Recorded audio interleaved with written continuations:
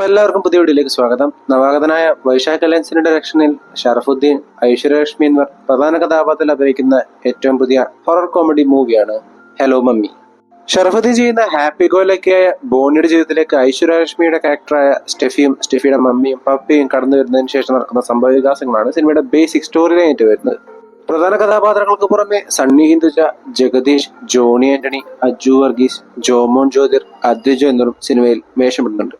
Cinema തുടങ്ങി ആദ്യ 10-15 മിനിറ്റിലേക്ക് എന്നിലെ പ്രേക്ഷകന് സിനിമയിലേക്ക് കടക്കാൻ ചെറുതായിട്ട് ബുദ്ധിമുട്ടുണ്ടായിരുന്നു. അതിന് ജോമോൻ ജ്യോതിറിന്റെ ലാൻഡ് ആവാത്ത കോമഡികളും പിന്നെ ക്യാരക്ടേഴ്സിന്റെ കുറച്ച് ആർട്ടിഫിഷ്യലായ പെർഫോമൻസുകളുമാണ് പ്രധാന കാരണമായി എനിക്ക് തോന്നിയിട്ടുണ്ടായിരുന്നത്.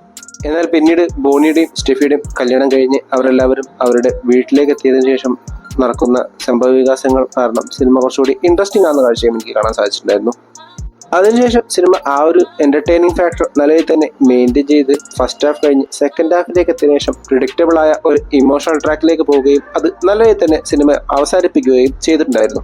പെർഫോമൻസിലേക്ക് വരികയാണെങ്കിൽ ഐശ്വര്യലക്ഷ്മിയുടെ കുറെ കാലത്തിന് ശേഷമുള്ള ഒരു ചാമിങ് ലുക്ക് കണ്ടു എന്നത് ഒഴിച്ചു കഴിഞ്ഞാൽ ഇമോഷണൽ സീനുകളിലെല്ലാം അവർ വളരെയധികം കഷ്ടപ്പെടുന്ന പോലെ എനിക്ക് അനുഭവപ്പെട്ടിട്ടുണ്ടായിരുന്നു.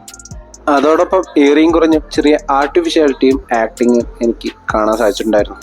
ഓൺ ദി അതർ സൈഡ് എന്നിലെ പ്രേക്ഷകനെ ഏറ്റവും കൂടുതൽ എന്റർടൈനിങ് ആക്കുന്നതിൽ സിനിമയിൽ ഏറ്റവും വലിയ പങ്ക് വഹിച്ചത് ഷറഫുദ്ദീൻ ചെയ്ത ബോണി എന്ന ക്യാരക്ടറായിരുന്നു. കുറെ കാലത്തിന് ശേഷം അദ്ദേഹത്തിൽ നിന്നൊരു കോമിക് ആയിട്ടുള്ള ഒരു റിലീഫ് ആയിരുന്നു ഈ സിനിമയിലൂടെ എനിക്ക് ലഭിച്ചിട്ടുണ്ടായിരുന്നു.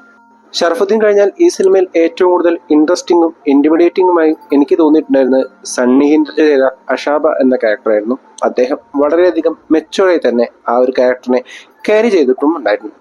എന്നാൽ സെക്കൻഡ് ഹാഫ് കഴിഞ്ഞ് ഇൻട്രൊഡ്യൂസ് ആവുന്ന ഒരു സർപ്രൈസിംഗ് ക്യാമിയോ സിനിമ മൊത്തമായി സ്റ്റോൾ ചെയ്യുന്ന കാഴ്ചയും എനിക്ക് കാണാൻ സാധിച്ചിട്ടുണ്ടായിരുന്നു.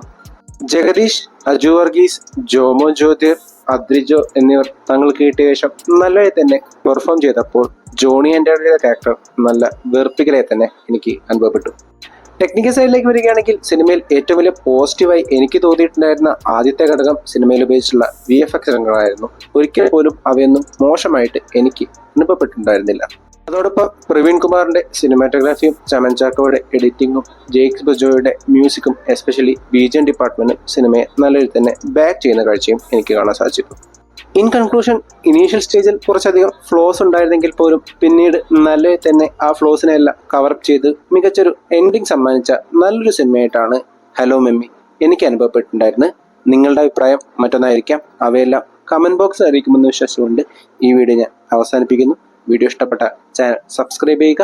അപ്പോൾ മറ്റൊരു വീഡിയോയുമായി വീണ്ടും കാണും വരെ ഗുഡ് ബൈ.